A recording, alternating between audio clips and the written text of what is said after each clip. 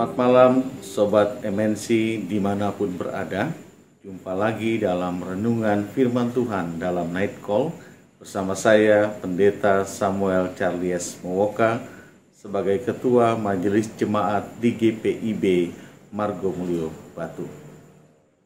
Kita akan membaca firman Tuhan pada malam hari ini. Sebelumnya mari kita berdoa. Bapa Surgawi, kami bersyukur buat segala hal yang Tuhan izinkan kami lalui di hari ini. Dalam suka dan duka, dalam berbagai hal yang kami peroleh dan dapatkan, nama Tuhan boleh kami puji dan muliakan karena Engkau tidak meninggalkan kami sedikit pun. Terima kasih buat apa yang boleh kami kecap. Terima kasih buat apa yang boleh kami gumuli. Terima kasih buat apa yang boleh kami lalui. Dan berbagai hal yang Tuhan izinkan itu, biarlah kami boleh rangkai dengan ungkapan syukur. Karena itu, kami mau mendasarkan malam hari ini sebelum kami beristirahat dalam bimbingan firman Tuhan. Sehingga segala yang kami alami dan lalui di hari ini, boleh kami rasakan sebagai berkat lewat bimbingan firman Tuhan. Urapi kami dengan Roh Kudus-Mu, agar kami memahami sabda-Mu dengan baik, dan juga mau melakukannya dalam kehidupan sehari-hari agar menjadi berkat bagi kami dan orang di sekeliling kami. Dalam nama Tuhan Yesus kami berdoa. Amin. Pembacaan Alkitab pada malam hari ini diambil dari kitab Kejadian pada pasal yang ke-27 pada ayat yang ke-30 sampai 40. Firman Tuhan mengatakan, setelah Ishak selesai memberkati Yakub dan baru saja Yakub keluar meninggalkan Ishak ayahnya, pulanglah Esau kakaknya dari berburu. Ia juga menyediakan makanan yang enak lalu membawanya kepada ayahnya. Katanya kepada ayahnya, "Bapa, bangunlah dan makan daging buruan masakan anakmu, agar engkau memberkati aku." Tetapi kata Ishak ayahnya kepadanya, "Siapakah engkau ini?" Sahutnya, "Akulah anakmu, anak sulungmu, Esau." Lalu terkejutlah Ishak dengan sangat serta berkata, "Siapakah gerangan dia yang memburu binatang itu dan yang telah membawanya kepadaku? Aku telah memakan semuanya sebelum engkau datang dan telah memberkati dia, dan dia akan tetap orang yang diberkati." Sesudah Esau mendengar perkataan ayahnya itu, meraung-raunglah dia dengan sangat keras dalam kepedihan hatinya, serta berkata kepada ayahnya, "Berkatilah aku ini juga ya Bapa." Jawab ayahnya, "Adikmu telah datang dengan tipu daya dan telah merampas berkat yang untukmu itu." Kata Esau, "Bukankah tepat namanya Yakub karena ia telah 2 kali menipu aku? Hak kesulunganku telah dirampasnya, dan sekarang dirampasnya pula berkat yang untukku." Lalu katanya, "Apakah Bapa tidak mempunyai berkat lain bagiku?" Lalu Ishak menjawab Esau katanya, "Sesungguhnya engkau telah kuangkat dia menjadi tuan atas engkau dan segala saudaranya, telah kuberikan kepadanya menjadi hambanya, dan telah kubekali dia dengan gandum dan anggur. Maka kepadamu apalagi yang dapat kuperbuat ya anakku?" Kata Esau kepada ayahnya, "Hanya berkat yang satu itukah ada padamu ya Bapa? Berkatilah aku ini juga ya Bapa." Dan dengan suara keras menangislah Esau. Lalu Ishak ayahnya menjawabnya, "Sesungguhnya tempat kediamanmu akan jauh dari tanah-tanah gemuk di bumi, dan jauh dari embun dan dari langit di atas. Engkau akan hidup dari pedangmu dan engkau akan menjadi hamba adikmu. Tetapi akan terjadi kelak apabila engkau berusaha sungguh-sungguh, maka engkau akan melemparkan kuk itu dari tengkuk." Demikian pembacaan firman Tuhan. Terpujilah Kristus. Haleluya. Saudara-saudara Sobat MNC dimanapun berada, pernah suatu saat dengan sedikit berselorot, kakak pendeta, teman sekerja berkata kepada saya, karena saat itu saya baru mendapatkan anugerah Tuhan dengan lahirnya anak kedua. yang hanya berjarak 1 tahun dengan anak pertama. Kakak pendeta ini berkata, "Sudah Sam, sudah cukup kamu memberikan anak buat keluargamu. Nanti kalau kamu dan istrimu menghasilkan anak, lalu buat kami nggak ada sisa stok di surga." Katanya seperti itu. Nah, ibu bapak dan saudara-saudara, kesannya ini lucu. Masa stok anak di surga bisa terbatas? Tetapi dari perkataan ini, sebenarnya kadang-kadang dalam hidup kita juga merasakan bahwa kita harus mencari berkat terhadap diri kita, karena seolah-olah berkat dari Tuhan itu akan habis dan tidak tersedia lagi bagi diri kita. Karena itu kita sering berebut atau mungkin juga kita iri ketika ada orang yang lebih diberkati dibanding kita dalam kehidupan ini.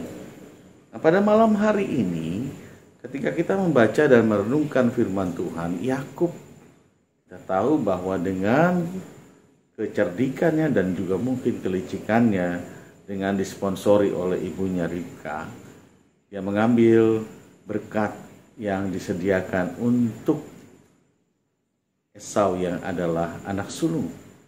Setelah merampas hak kesulungan dari Esau, dia juga mengambil berkat yang disediakan oleh Ishak kepada Esau. Nah, ibu bapak dan saudara, Esau yang baru pulang tentu gundah. Dia tentu kecewa, kenapa hak saya juga dirampas dengan tipu daya oleh Yakub. Nah, saudara-saudara, kalau kita melihat sepintas, ada perjuangan dari Esau untuk memohon berkat lagi dari Ishak bapaknya. Tetapi Ishak mengatakan bahwa sudah tidak tersedia lagi berkat untukmu, sudah tidak tersedia lagi. Tetapi kalau kamu hidup dengan sungguh-sungguh, meskipun kamu hidup dengan pedang, kuk itu akan dilempar jauh daripadamu. Artinya berkat itu masih tersedia jika Esau juga mau berusaha. Nah, Bapak, Ibu, dan Saudara, berbicara mengenai berkat, tentu ini berkaitan dengan hak Tuhan yang memiliki berkat itu. Kepada siapa dia berkenan untuk memberikannya. Dan tentunya juga kita harus melihat konteksnya. Dalam bacaan kita, tentu hal ini berkaitan dengan hak kesulungan, hak seorang anak sulung laki-laki yang diberkati oleh orang tua dan juga diberkati oleh Tuhan. Tentunya lewat orang tua Tuhan memberkati mereka anak-anak sulung. Namun ibu bapak, kita semua adalah juga anak-anak sulung dari Tuhan. Kita semua juga diberkati oleh Tuhan. Dan karena itu, firman ini sebenarnya mengingatkan kepada kita, berkat itu sangat mahal.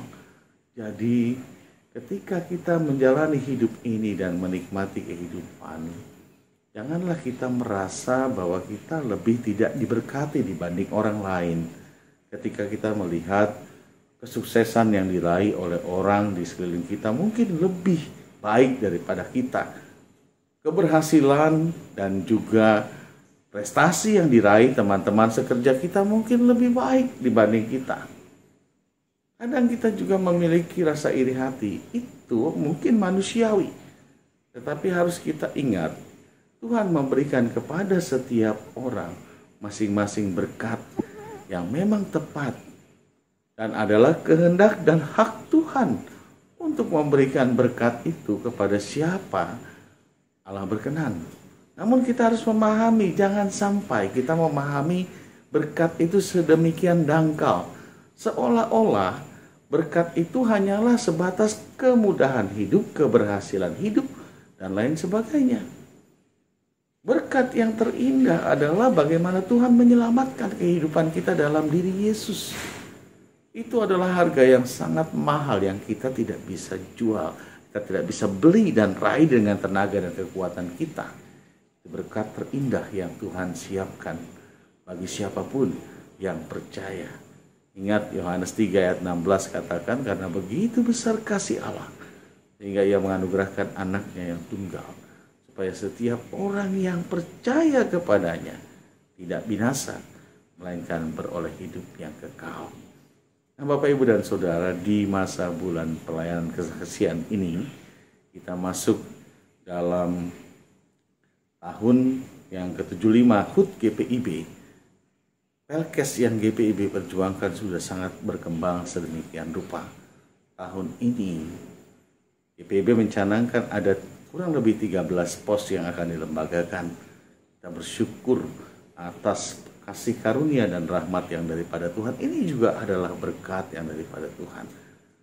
Namun lewat firman Tuhan pada malam hari ini kita diingatkan bahwa pos-pos Pelkes yang ada jauh di pedalaman sana bukan berarti itu jauh dari berkat Tuhan juga.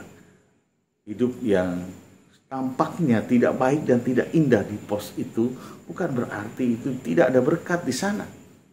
Saya punya pengalaman ketika pertama kali saya bertugas sebagai pendeta, saya ditugaskan di Mamuju Utara, Baras, yang sampai dengan saat itu belum ada listrik. Saya yang hidup di kota tentu menghadapi wilayah yang jauhnya minta ampun dari Makassar ke Baras, baru sampai sana tidak ada listrik. Sedih dan pastinya saya kecewa. Saat itu saya berpikir, aduh gimana Tuhan, apa saya pulang saja? Apa saya tinggalkan saja pelayanan ini? Tetapi Ibu Bapak, dalam keputusasaan itu saya coba berjalan-jalan sekeliling, lihat jemaat, main ke rumah jemaat. Saya melihat banyak sekali orang-orang yang hidupnya pas-pasan, tinggal di rumah yang sangat-sangat sederhana, dengan bahkan tidak memadai. Tetapi orang-orang yang tinggal di sana penuh dengan senyum, penuh dengan sukacita. Di sana saya merasakan berkat yang sangat indah, senyuman yang tulus dari orang-orang yang mensyukuri kehidupan. Itu sangat indah. Dan saya bersyukur membuat saya mampu bertahan sampai dengan 8 tahun pelayanan di wilayah Mamuju Utara, di 2 tempat yang berbeda. Saudara-saudara, di dalam pos-pos Pelkes itu juga Tuhan memberi berkat dan berkarya dengan sangat luar biasa. Namun tentunya kita yang diberkati, kita yang hidup secara ekonomis lebih baik di kota atau juga jemaat yang jauh lebih besar, janganlah kita menggerutu dan mengeluh. Janganlah kita membuat berkat itu seolah-olah menjauh dari hidup kita, kehilangan sukacita. Mari kita syukuri apa yang sudah kita peroleh. Dan juga mari kita juga ikut berjuang bersama saudara-saudara kita di pos. Karena tentunya saudara dan saya diberkati untuk bisa menjadi berkat. Dan firman Tuhan pada malam hari ini juga mengajarkan seperti sebuah pepatah yang mengatakan, ketika hujan deras datang, janganlah menggerutu dan marah. Waktumu akan habis dalam kesia-siaan dan kesedihan. Lebih baik pergilah, carilah payung, dan berteduhlah.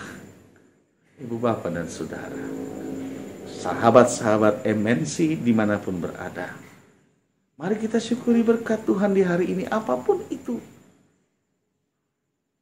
Apa yang Tuhan izinkan untuk kita lalui di hari ini, itu adalah sebuah kesempatan yang indah. Mari resapi dan renungi.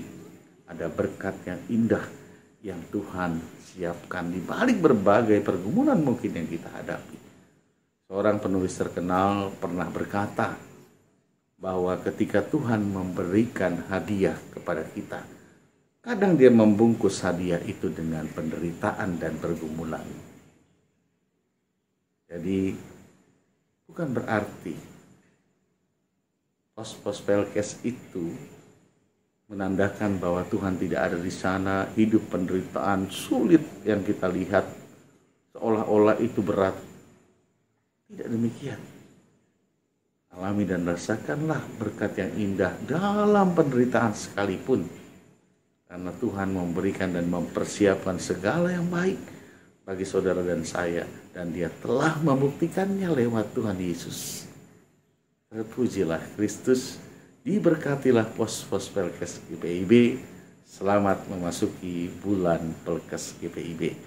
Tuhan Yesus memberkati. Mari kita berdoa. Allah Bapa yang baik, kami bersyukur buat rahmat dan kasih yang Kau izinkan untuk kami alami dan lalui di hari ini. Bahkan lewat firman-Mu kami diingatkan bahwa segala hal yang Kau izinkan itu adalah wujud berkat-Mu. Kadang berkat itu lepas dalam kehidupan kami karena kami tidak menyadari dan hidup dalam gerutu atau kekesalan hati. Ampuni kami Tuhan, bimbing kami untuk bisa bersahabat dengan berbagai hal yang Tuhan izinkan dan melihat rancangan Tuhan yang indah yang Tuhan persiapkan bagi kami semua. Malam ini kami mau beristirahat. Izinkanlah kami beristirahat dalam keteduhan hati. Izinkan kami beristirahat dalam ungkapan syukur karena segala hal yang Tuhan telah berikan di hari ini. Kami berdoa bagi saudara-saudara kami yang berjuang dengan sakit penyakit yang berat. Kami berdoa bagi saudara-saudara kami yang berjuang untuk bangkit dari kehidupan yang sulit. Tuhan topang dan sertai mereka. Ingatkanlah mereka bahwa Tuhan tidak pernah meninggalkan mereka. Engkau selalu ada dan hadir, sehingga tetap ada semangat, tetap ada kemauan untuk menjadi pulih. Kami juga doakan GPIB secara sinodal. Kami bersyukur kalau pelaksanaan pembukaan bulan Perkes telah terjadi dan dilakukan di pos Perkes Pancasila di Lampung.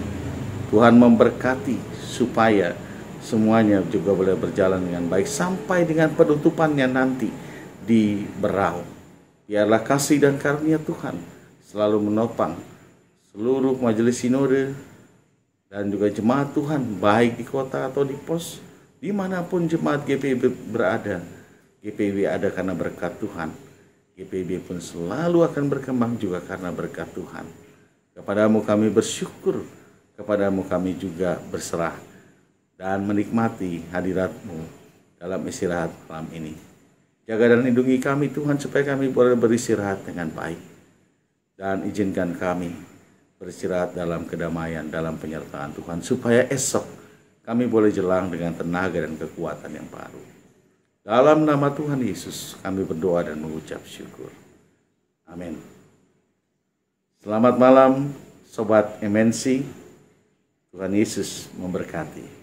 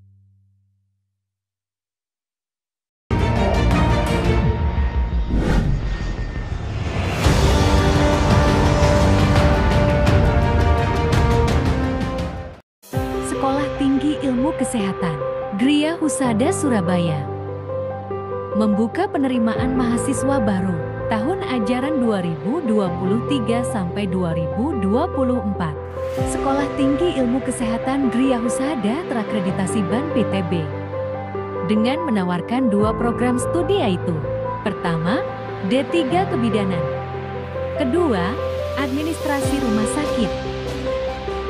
Ada juga fasilitas yang memadai seperti asrama putri, perpustakaan, gazebo dan hotspot area, dan masih banyak lagi. Pendaftaran gelombang pertama dibuka pada Desember 2022 sampai Februari 2023. Gelombang kedua dibuka pada Maret 2023 sampai Mei 2023. Gelombang ketiga dibuka pada Juni 2023 sampai September 2023. Untuk informasi lebih lanjut, dapat menghubungi nomor di bawah ini.